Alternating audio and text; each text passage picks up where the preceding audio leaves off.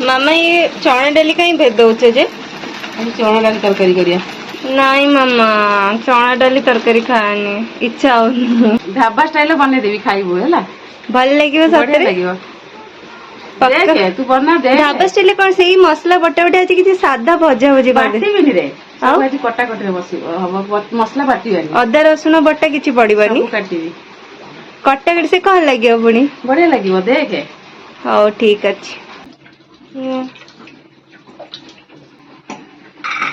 माने केमती हबो ढाबा स्टाइल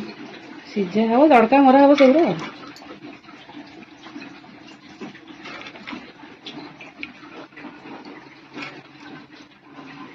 आगुर तो मसला दे करथले एमती केबे करनथले तमे मन पड़िला पिला वाला कथा हो कहीं पिला बेले एमती बननथले घरे अरे से ग्राइंडर माने राती अधरे राती हैला माने किया मसला मसला बाटू सेतला ग्राइंडर माने एते नथिला ना हाथ रे बाटुतिले तो किया बाटुची तापर हळदी एटा ही सिझा हबो आबे मामा बंद होय ऑन हला हला राती रे मसला मसला की बाटिबो एंती सब कर दे काटी कुटी पके दोथिले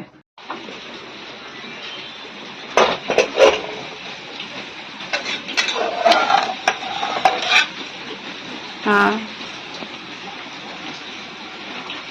इतबे बल की सिझी गला एबे एबे कोन एवडा सब तड़का मारिवा गोटे गोटे करी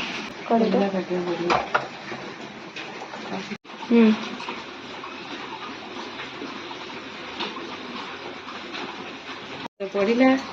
तेजपत्र पड़ला जीरा टिके पड़ला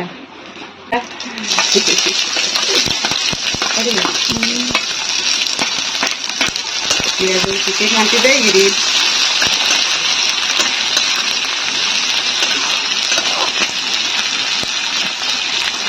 पड़ला सब चुन चुन कटा है रसुन भी सब चुन चुन तो फ्लेवर आसीबो या फ्लेवर मसला बटा को आरो बढ़िया लागे हैला तापरे कंचा लगा सब जिनस कटा कटा तापरे टिके लूण पके देला तो लूण पड़ी ना चना डाले हां आ टिके मसला टिके काटी दियो टमाटर टा तो टिके लूण पड़ला माने टमाटर और प्याज नरम हवा पे ना एरा हम छोटो से खाउथुलु हां एक दिन खाउथुलु एबे तो मोर चिकन मसला टे पकेइबी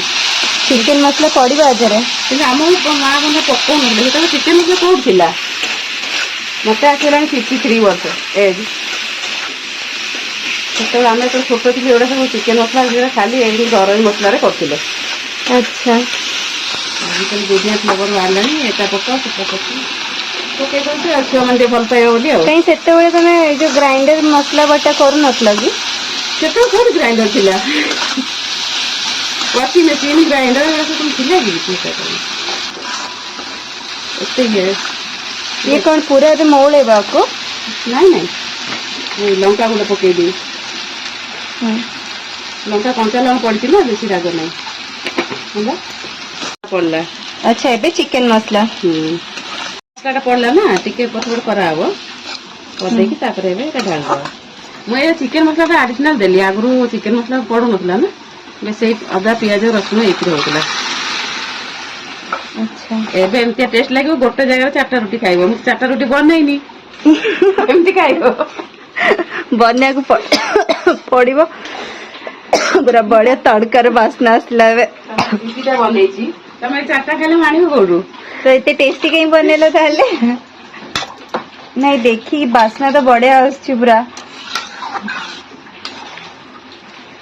अब बहुत कम तेल माने मसला भी कोन पड़ेला किछि पड़लानी नहीं एटा से मु और पके देली चिकन मसला टिके आ टिके टेस्ट हो बोली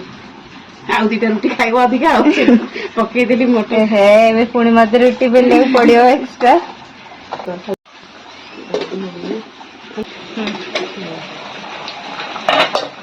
मामा की बास्ना होचे हे गला तरकारी रेडी रेडी टू आउ किछि पड़िबनी आज रे आ टिके फ्लेवर पई पड़ला धनिया पत्र आहा मस्त बास्ना होची मामा सत्र मुआ मत लाउची चारटा खाई देबो दे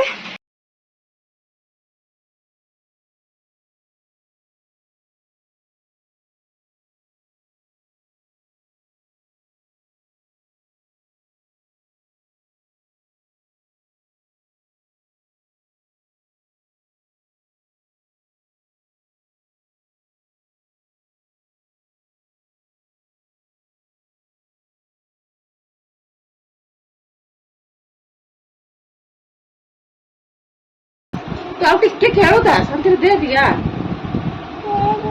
କେମିତି ଲାଗୁଛି ବହୁତ ହି ବଢିଆ ଲାଗୁଛି ମାମା। ରୁଟି କରିଛୁ ମୁଁ ରାଜି ହଉନଥିଲି ଖାଇବା ପାଇଁ କିନ୍ତୁ ଚଣା ଡାଲି ଢାବା ଷ୍ଟାଇଲ ଚଣା ଡାଲି ତରକାରୀକୁ ଆମ ଘରେ ତିଆରି ଲଙ୍କା ଆଚାର ଆଉ ଟିକେ ପିଆଜ ରୁଟି ଓହ ପୁରା ପିଓର ଓଡିଆ ଘର ଖାଦ୍ୟ କି ଶାନ୍ତି।